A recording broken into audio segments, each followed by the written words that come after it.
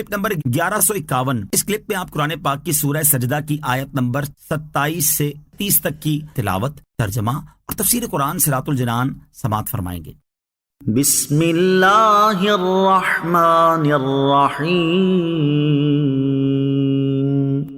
ترجمہ، اللہ کے نام سے شروع جو نہایت مہربان رحمت والا ہے۔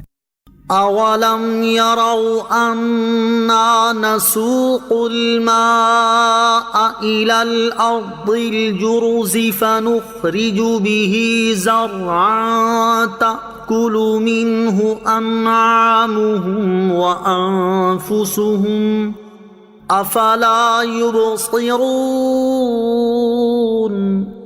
ترجمہ، اور کیا انہوں نے نہیں دیکھا کہ ہم خشک زمین کی طرف پانی بھیجتے ہیں، پھر اس سے کھیتی نکالتے ہیں جس میں سے ان کے چوپائے اور وہ خود کھاتے ہیں، تو کیا وہ دیکھتے نہیں؟ اولم یرو، اور کیا انہوں نے نہیں دیکھا، یعنی کیا مرنے کے بعد اٹھائے جانے کا انکار کرنے والوں نے نہیں دیکھا کہ ہم خشک زمین کی طرف جس میں سبزے کا نام و نشان نہیں ہوتا پانی بھیجتے ہیں، پھر اس زمین سے پانی کے ذریعے کھیتی نکالتے ہیں جس میں سے ان کے چوپائے بھوسا کھاتے ہیں اور یہ لوگ خود غلہ کھاتے ہیں، تو کیا وہ نہیں سمجھتے کہ یہ دیکھ کر اللہ تعالیٰ کی قدرت کے کمال پر استدلال کریں اور سمجھیں کہ جو قادر برحق خشک زمین سے کھیتی نکالنے پر قادر ہے تو مردوں کو زندہ کر دینا اس کی قدرت سے کیا بعید ہے؟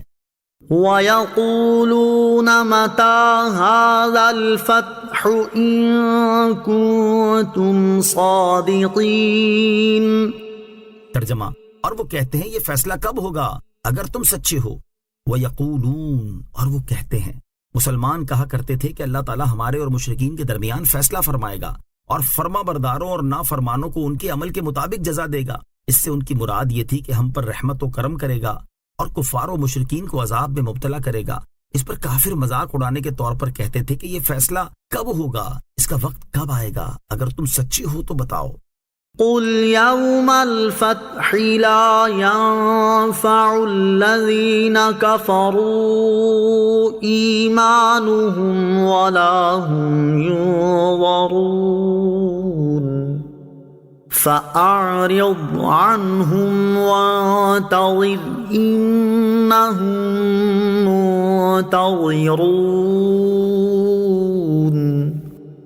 ترجمہ، تم فرماؤ فیصلے کے دن کافروں کو ان کا ایمان لانا نفع نہ دے گا اور نہ انہیں مہلت ملے گی، تو ان سے منہ پھیر لو اور انتظار کرو، بے شک وہ بھی منتظر ہیں۔ قل، تم فرماؤ۔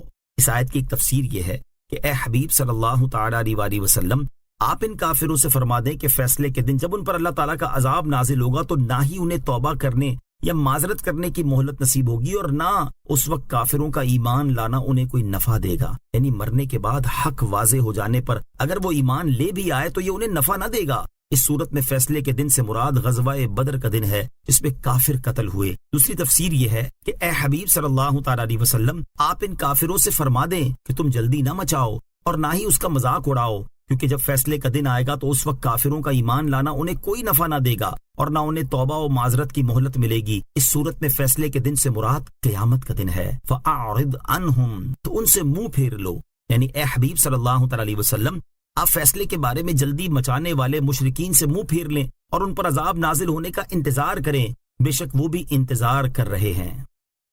آمنت باللہ صدق اللہ العظیم۔